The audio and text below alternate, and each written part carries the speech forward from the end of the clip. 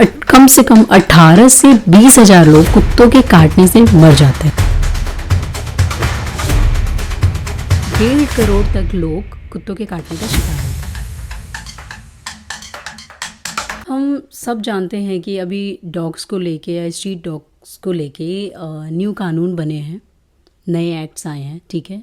और जिसमें से मेन ये है कि जितने भी स्ट्रीट्स डॉग हैं उनको रीलोकेट किया जाए, कहीं ले जाके रख दिया जाए, व्हाटएवर, ठीक है। तो मैं भी अगेंस्ट हूँ इस फैसले के, क्योंकि मुझे भी एनिमल्स बहुत पसंद है, स्पेशली डॉग्स मुझे बहुत पसंद है। मैंने अपने घर में कुत्ता नहीं रखा, लेकिन मुझे गली के कुत्तों से बहुत प्यार है और बहुत फ्रेंडली भी हैं। बट हर कोई ऐसा नहीं समझता है, क्योंकि वो हर किसी के साथ होते भी नहीं, क्योंकि उनको भी ना वाइब एक आती है लोगों से। उनको अगर किसी की वाइब अच्छी नहीं लग रही है उन्हें, तो आपने नोटिस किया वो भौंकने लग जाते हैं।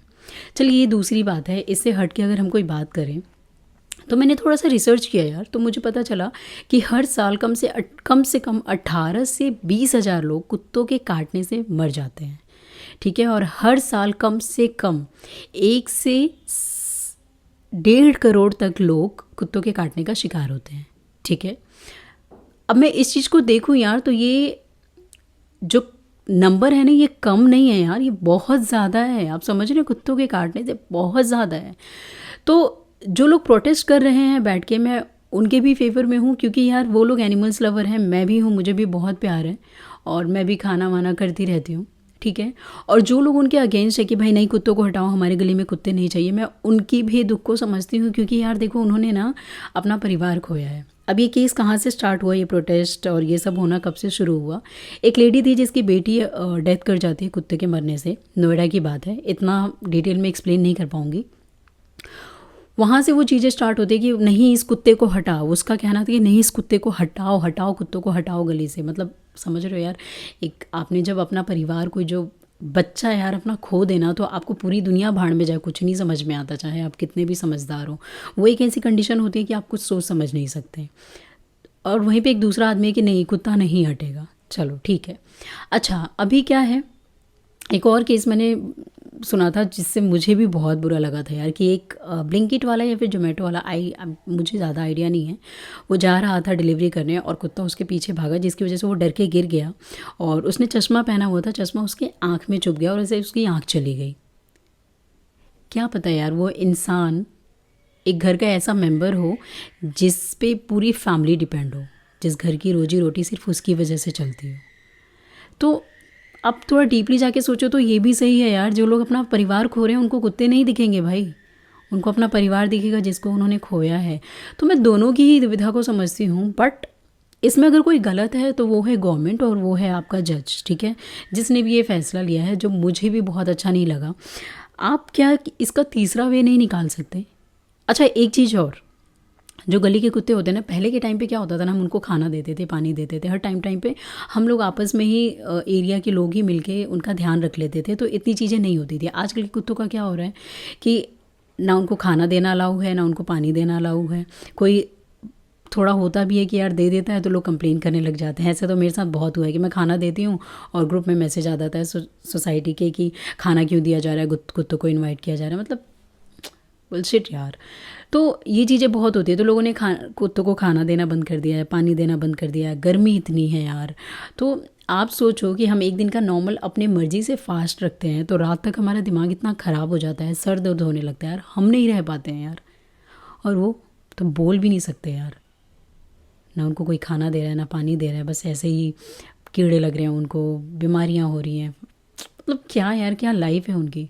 और उसमें भी कुछ लोग उतने से भी संतुष्ट नहीं होते, उनको मार के नुकसान पहुंचाने लगते हैं। कभी कोई मार देता है, कभी कुछ कर देता है, गाड़ी चढ़ा देता है अपने फ़न में, ठीक है, ये भी है। तो यार एक बात बताओ, जब हमें गर्मी लगती है, हमें खाना नहीं मिलता, हम फ्रस्ट्रेट हो जाते हैं, तो वो तो जानवर है, वो भी तो फ्रस्ट्रेट होते होंगे ना।